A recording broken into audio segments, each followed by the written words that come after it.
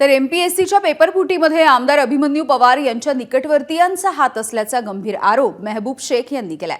शरद पवार यांच्या राष्ट्रवादीचे प्रवक्ते मेहबूब शेख यांनी हा आरोप केला। गाढवेनं आपल्या पत्नीसाठी हा पेपर फोडला असंही मेहबूब शेख म्हणाला।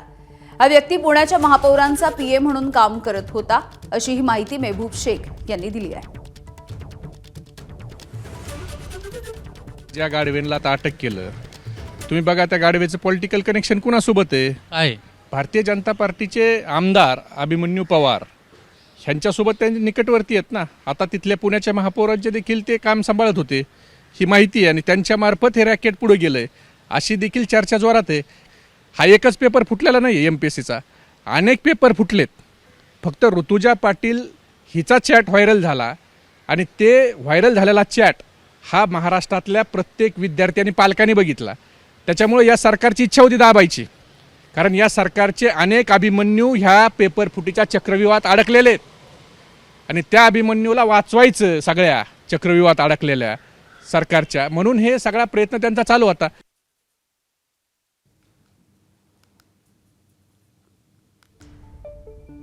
तर एमपीएससी पेपरफुटीमध्ये आमदार अभिमन्यू पवार यांच्या निकटवर्तीयांचा हात असल्याचा गंभीर आरोप मेहबूब शेख यांनी केलाय।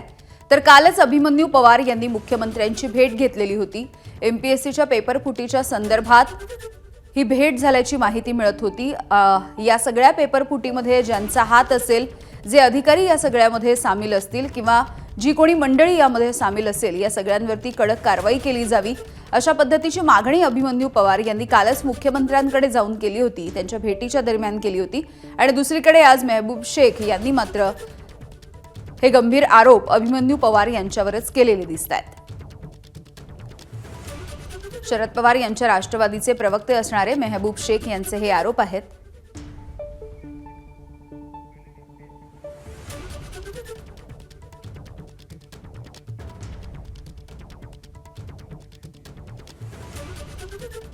आणि या संदर्भात मेहबूब शेख यांनी जे आरोप केलेले आहेत यावरती उत्तर देण्यासाठी, एकूणच या प्रकरणाविषयी बोलण्यासाठी भाजपचे आमदार अभिमन्यू पवार आपल्यासोबत आहेत। अभिमन्यूजी, तुम्ही काल देखील हाच मुद्दा घेऊन मुख्यमंत्र्यांची भेट घेतलेली होती। काय नेमकं तुम्ही तुमचं म्हणणं मांडलेलं आहे, तुम्ही कसा पाठपुरावा करताय? या द्यायला आमचे नवनाथ बंद बसलेले आहेत, नवनाथ बंद देतील, मी वैभव प्रतिक्रिया देत नाही। ठीक आहे, थँक्यू। तुम्ही काल भेट घेतली होती मुख्यमंत्र्यांसोबत?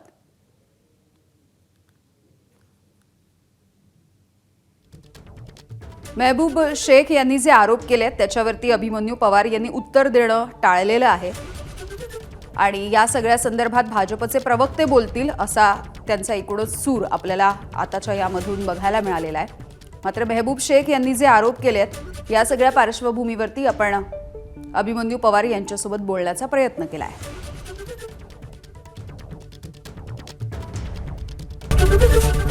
एबीपी माझा, उघडा डोळे बघा नीट।